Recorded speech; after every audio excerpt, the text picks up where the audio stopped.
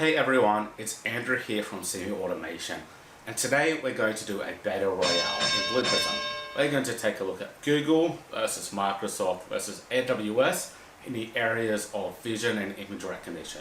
So we have two battles, the first one being landmark detection. This one will be between Google and Microsoft because AWS currently don't have it. And then the second round will be between Google, AWS and Microsoft around describing an actual image. So we're going to use the same images for both battles. We're going to use the pyramids of Giza and the Eiffel Tower. So let's jump into the first battle, which is landmark detection. Okay, so for the first round, we have landmark detection. So this is a process for landmark detection. I have an input collection here, and what it has image description, a binary file, and a response from Microsoft and Google. And if we go to the values we have for it initially, we have the pyramids of Giza and the Eiffel Tower. Now we have both an image binary and an image file. It's the same image, but Microsoft taking an image binary for their skill and Google using an image file. And then once we get a response from Microsoft and Google around their vision platform on actually detecting landmarks in an image, we're going to store it in the row for that image in this collection. So we've got our loop here. So what we'll do, we'll loop over each of those rows for the pyramids of Giza and the Eiffel Tower. That will run through the Microsoft skill, then the Google skill, add the response to the collection and finish off. So let's run that now and see what we get back from Microsoft and Google. So it's running through the first item now. And just note, you might run slow if you ever run this. It depends on your internet connection because it does have to upload an actual image. So if I had to switch to my mobile phone, unfortunately, because my home internet is way too slow in Australia for this. So I can see here, if I go to landmarks, to the current values tab, we can see we actually have our response from Microsoft and Google. You can see this is a text and it's not formatted nicely. If we go to the Google one, it's a bit more nicely formatted. But what I've done, I've copied and pasted it out into my code editor, Visual Studio Code here. We'll get back to it in a second. Usually in Blue Prism, when you're getting responses from a web service, it comes back in the format JSON. And sometimes the skill will actually let you store this directly in a collection and be able to access it. Otherwise, in the Blue Prism VBOs that comes with the Blue Prism install, there's one called Utility JSON, which you can actually convert this sort of response, which is a JSON format, to a collection. So let's jump over to code. And you know it's a JSON response because it typically follows this structure. You've got your curly brackets for objects and these square ones for arrays, which is essentially a list or a collection inside this special JSON format. So in the top left, we've got the response from the pyramids of Giza from Microsoft. On the bottom left, I've copied the response for the pyramids of Giza for Google. Top right, I've got the Eiffel Tower from Microsoft, and bottom right, I've got the Eiffel Tower from Google. So looking at the first one, which is Giza, you can see Microsoft didn't even pick it up at all. It got an outdoor mountain with a confidence of 90%.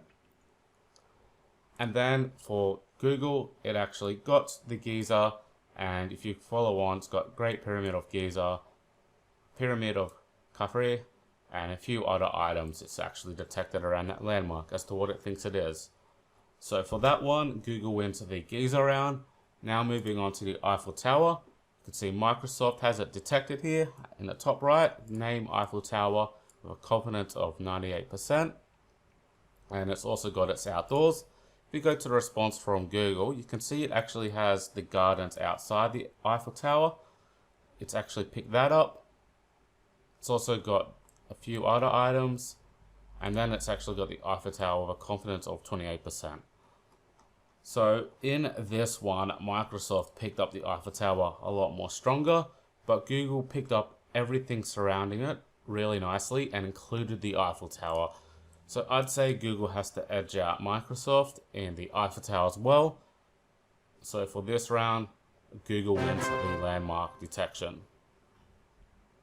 And I just want to quickly come in. The important thing to note is that all the cloud vendors, while they offer very similar services, they don't all have exactly the same ones. So you'll find about 50% of these services such as landmark detection, face detection, celebrity detection, and so on, will be offered by 2 or more of those cloud vendors, by not all of them. So it's important to look at the cloud vendor documentation, whether that be on a Blue Prism Digital Exchange or on a cloud vendor itself, to see if they actually support the functionality that you need. And for the next battle, we're going to take the same images and detect and describe them with all the cloud vendors. So let's jump into it. And back to Blue Prism, let's run through it. We can see it's running through the stages here, and you'll notice with the skills, the AWS one is in a smaller box.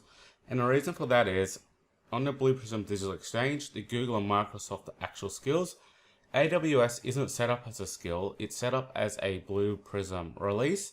And what that means is you can actually go in and actually view the source code for how this pseudo skill was set up. So if you're interested in checking it out, I highly recommend it because you get to see the way AWS and Blue Prism actually set something up, which is quite interesting. So we can see it's run through now. Let's go to our landmarks collection, go to current values. This one will be slightly different to the last one. You'll notice that we actually have an image path that is needed to upload an image to AWS, and we have our responses from AWS, which is also in a JSON format. So once again, I've copied them out into my favorite code editor, which is Visual Studio Code. So I'm going to jump into that. And the first one I'm going to look at is the Eiffel Tower. So we can see on here, Microsoft, we've got the left-hand side, it's a building of the Eiffel Tower. And you'll notice it has a series of tags, which is describing it. So you can see in the image, it's outdoor, water, sky, tower, cloud, lake, so on. In the middle, we've got Google, and we notice this isn't quite what we'd expected, right? In the documentation, it says this action, which is the get properties, will describe the image. But the interesting thing is, this definition of describing the image is describing what the dominant colors are in the image. So it doesn't do quite what we'd expect. And the thing is, Google doesn't actually have a competing product to actually describe an image like Microsoft or Amazon with words. It just gives us what sort of colors are in the image. And now let's take a look at AWS. I've just cheekily updated it because it had the actual pyramids of Giza JSON here. So now it's correct. It says it's a building, it's a tower, it's got architecture, outdoors, water, nature, waterfront, and so on. So if we compare them, we can see that Microsoft picks up a lot more words, and I'd say it's a lot more accurate and a lot more detailed compared to AWS, and Google doesn't even come close at all, so we're just going to ignore that. So for the Eiffel Tower, Microsoft takes it out. Now let's move over to the pyramids of Giza. So I'll just move over to that editor now. Alright, so in the pyramids of Giza with Microsoft, we've got outdoor, text, ancient, pyramid, desert, sand, archaeology, dune, and so on. You notice it's also picked up the people walking, a horse, it thinks, a herd, a group, cattle, and so on. And if you look at the image, you'll notice the image isn't actually too detailed, so it's quite surprising. It picked up the camels, or whatever sort of animal that is. Microsoft didn't get it quite accurate, but it did manage to actually say, hey, there's some sort of animal or herd in this photograph. I'm going to describe it for you, which is really, really cool. Google, we're going to ignore once again. It's just describing the colors of the image. And moving on to Amazon Web Services, you can see it's just got person, human, and outdoors. So Microsoft takes out Giza, and it takes out this round for analyzing and describing an image. So highly recommend if you need that. Check out Microsoft. Google unfortunately doesn't quite do it. Amazon does it, but it's just nowhere near as detailed as Microsoft. It will just give you a much, much higher level. And just remember, all these JSON responses have actually been taken from Blue Prism in the Object Studio here, just in all these responses. Okay, that was quite an interesting round. The important things we took away from that is, number one, it's important to check the documentation. Because the Google one, while it says it will describe an image, it describes it in forms of actual color and what it looks like.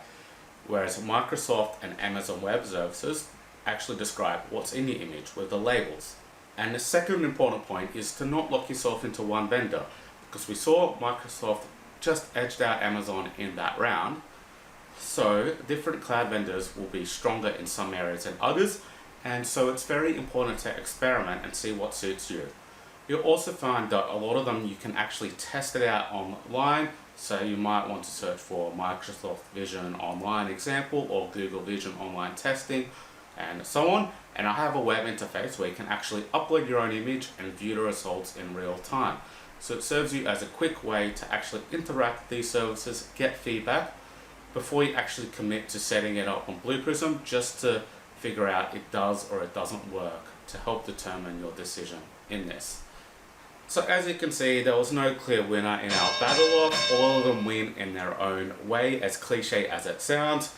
So I suggest you go online, have a play around them, and then if you actually have a use case for them, pick the best one for it. And if you're working in an enterprise or for an enterprise, sometimes they might have partnerships with these cloud vendors, either giving them preferential discounts, preferential support, and so on. So you might either be locked into, or an enterprise might have a preferred vendor such as Microsoft, Azure, and so on. So that's also important to take into note.